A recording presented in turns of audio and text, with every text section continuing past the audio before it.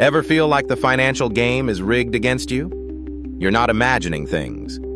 The system truly is designed to quietly transfer wealth from the many to the few, year after year.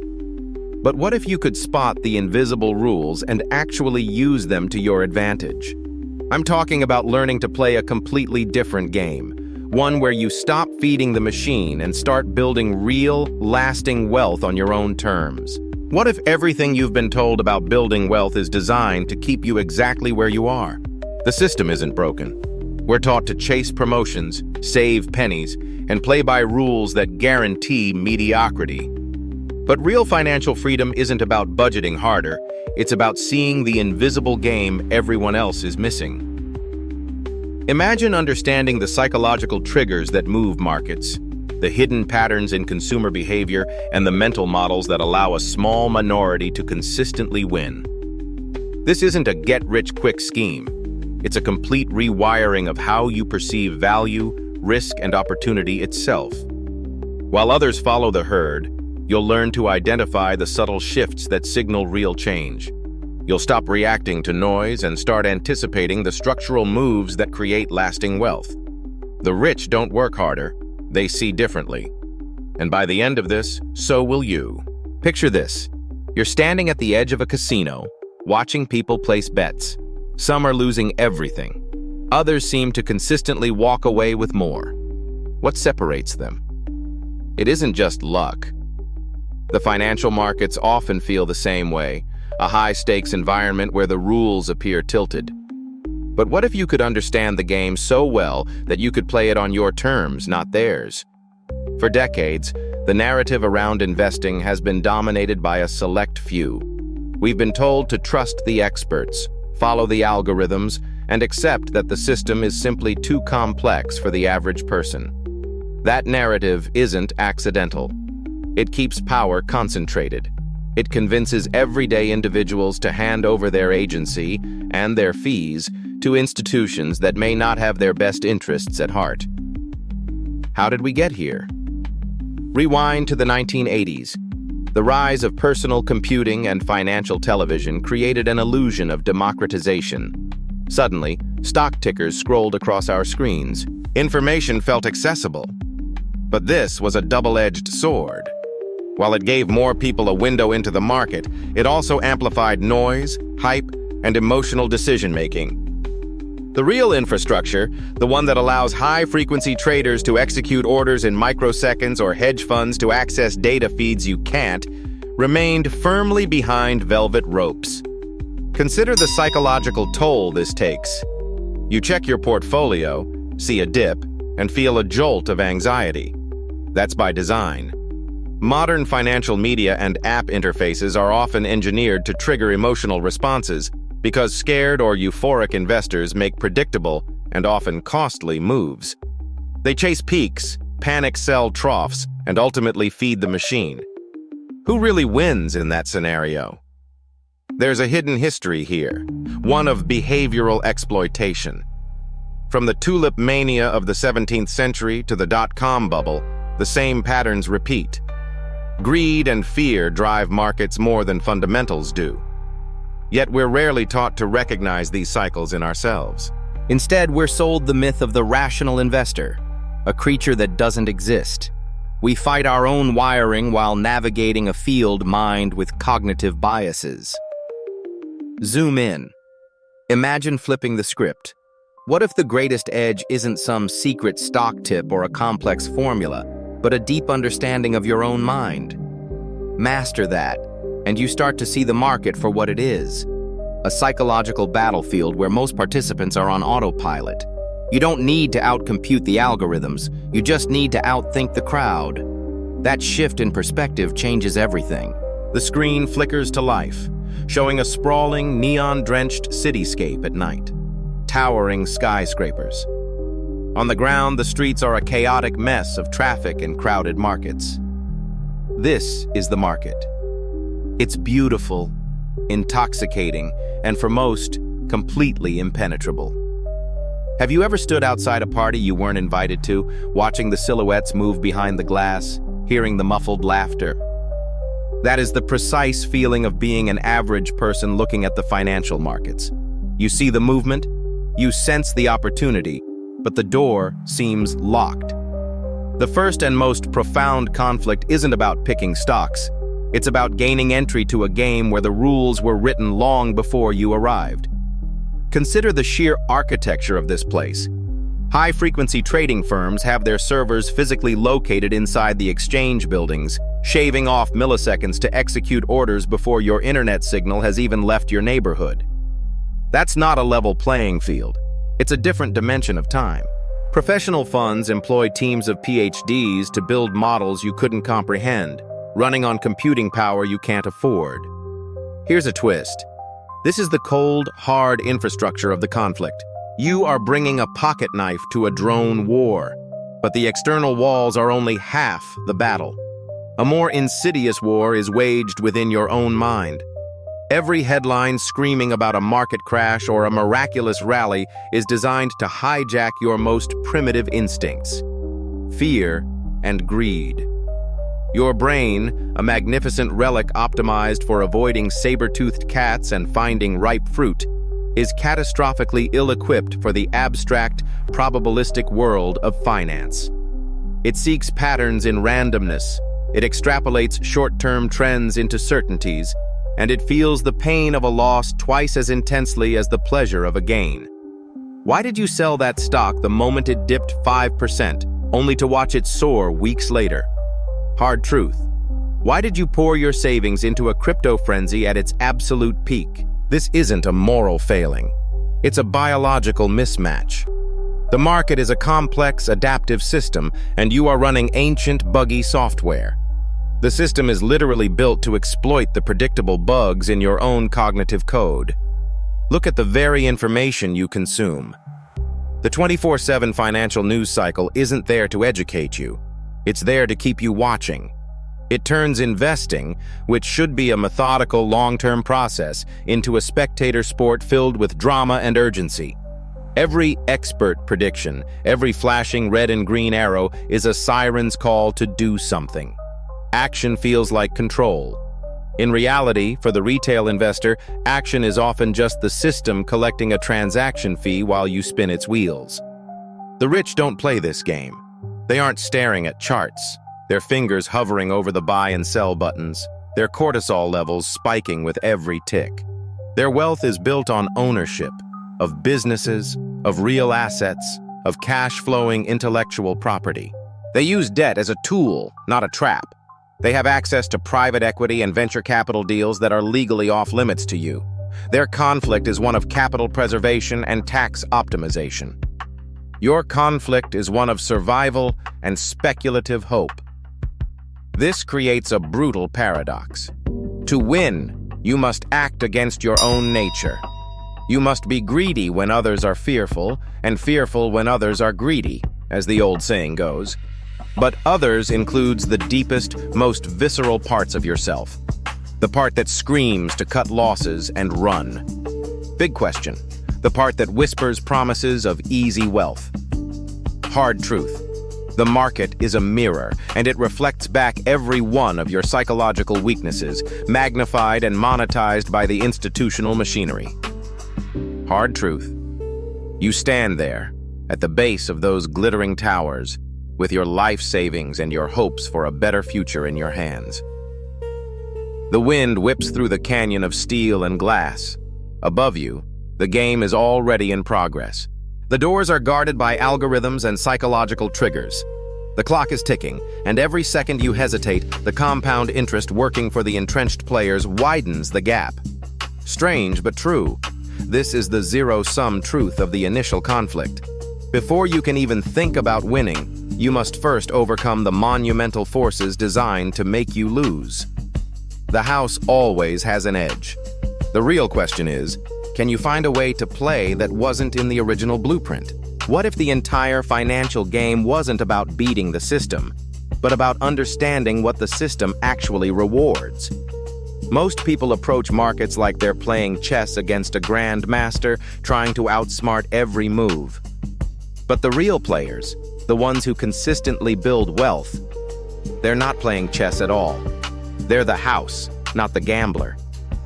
Think about a casino for a moment. The lights, the free drinks, the thrilling atmosphere. It's all designed to make you feel like you're just one bet away from changing your life.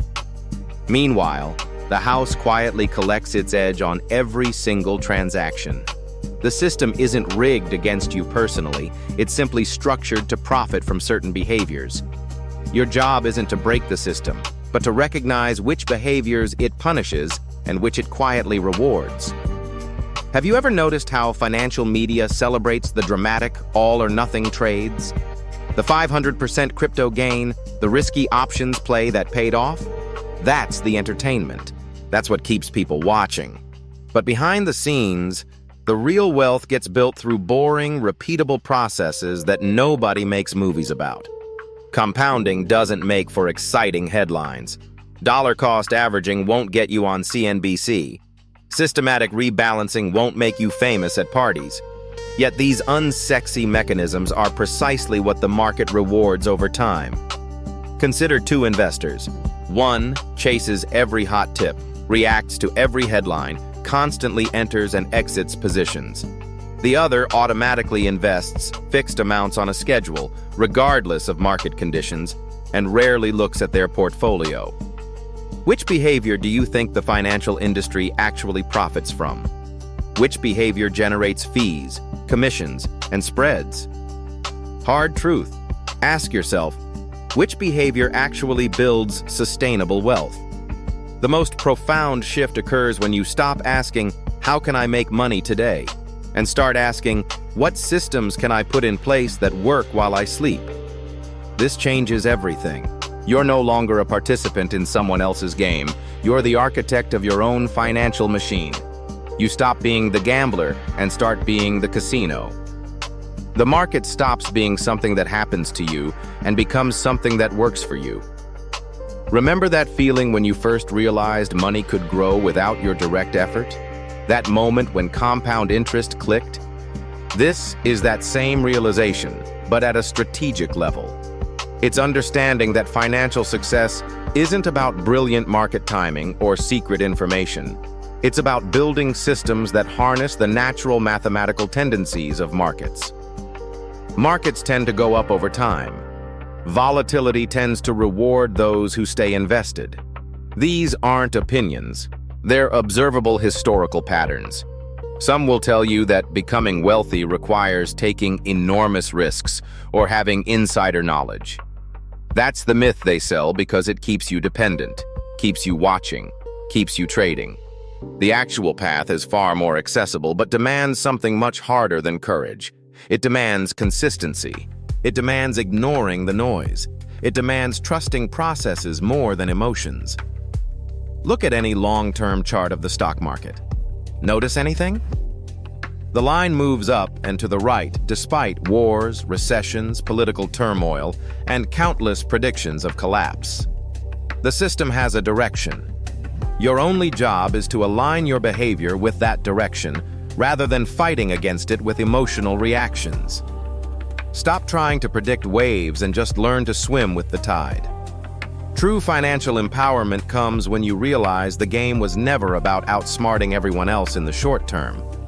The real victory is designing a financial life so robust that market fluctuations become irrelevant background noise rather than sources of stress. When your money works harder than you do, you've won. When your systems generate wealth automatically, you're free. That's the ultimate insight. Freedom isn't found in chasing money, but in building machines that create it for you. How do you actually apply these principles when the market feels like a rigged game? Consider Sarah. Her friends were taking on massive mortgages, but she noticed a pattern they all missed. The property tax and insurance portions of their payments were skyrocketing, making their fixed mortgages anything but. Instead of following the herd, she analyzed the system's pressure points. She realized that while single-family homes were in a frenzy, a specific type of small multi-unit building in her city was being overlooked due to financing complexity. She didn't have family money or a huge salary, but she found a small local bank that still did portfolio loans. By focusing on the system's inefficiency instead of competing in its most crowded arena, she acquired a duplex, lives in one unit, and the rental income covers most of her housing cost. She turned a systemic blind spot into a personal advantage. What separates her story from someone who just gets lucky? It's the conscious application of a framework. She didn't just buy a duplex, she identified a market dislocation. This is the core of playing a different game.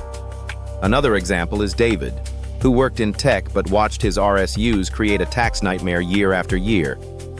Everyone in his company was complaining about the same thing, but he was the only one who asked a different question.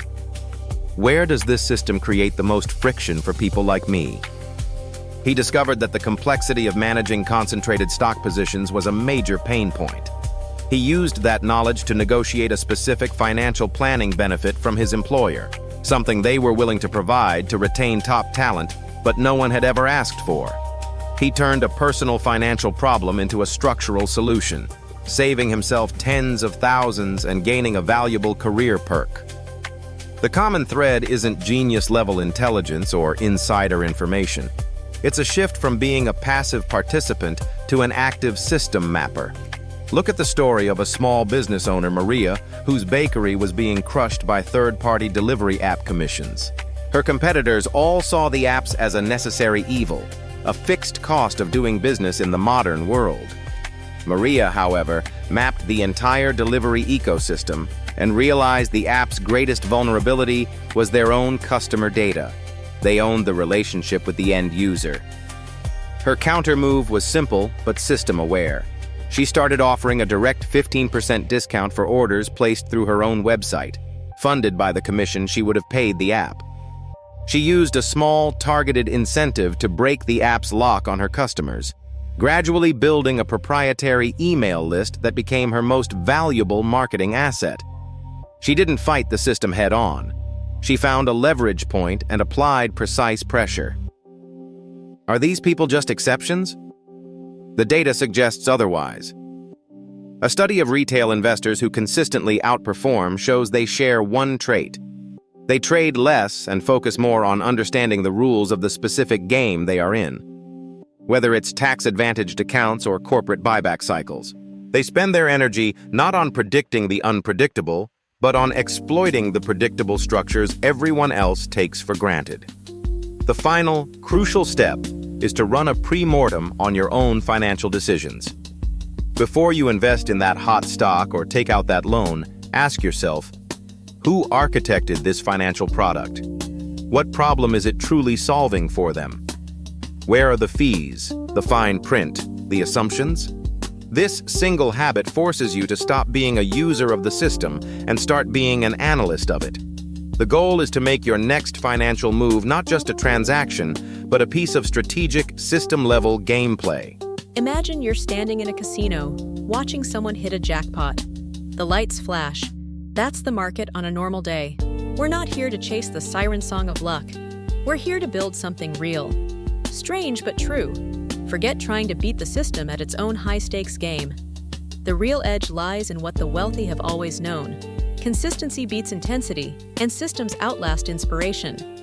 What if your greatest strength wasn't picking stocks, but designing a financial environment where success becomes almost automatic? Think of it like setting up dominoes. You arrange them carefully once, then just give the first one a nudge. Your initial move is to automate your saving before your paycheck even lands. Don't just plan to save what's left over, because there's never anything left. Have a fixed percentage, maybe 10 or 15%, swept directly into an account you can't easily touch. This isn't about willpower, it's about wiring your financial life so that frugality happens by default. You're paying your future self first, silently, while you sleep. Next, shift your focus from chasing returns to minimizing the tiny, repeated costs that bleed you dry.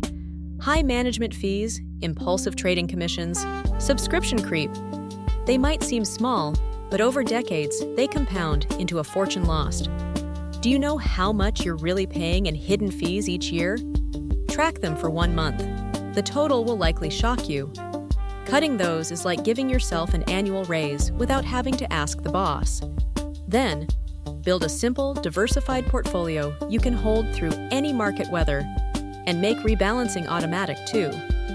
Emotional decisions during downturns are where most people's plans unravel. But if you've set rules in advance, say a quarterly or annual rebalance back to your target allocations, you're not making a choice in a moment of panic. You're just following a script you wrote when you were calm and clear-headed. This detachment is your shield against fear and greed. Finally, invest in financial literacy not as a hobby, but as a core life skill, and do it continuously. Read one finance book each quarter. Follow a few trusted long-term thinkers, not the day's noise. Knowledge compounds just like money, protecting you from bad advice and your own blind spots. The goal isn't to become a Wall Street expert. It's to become the undisputed expert of your own financial life. You're not playing their game anymore. You're building your own table with your own rules that quietly, steadily tilt the odds in your favor for decades to come. What if the real secret to winning isn't about beating the system at all?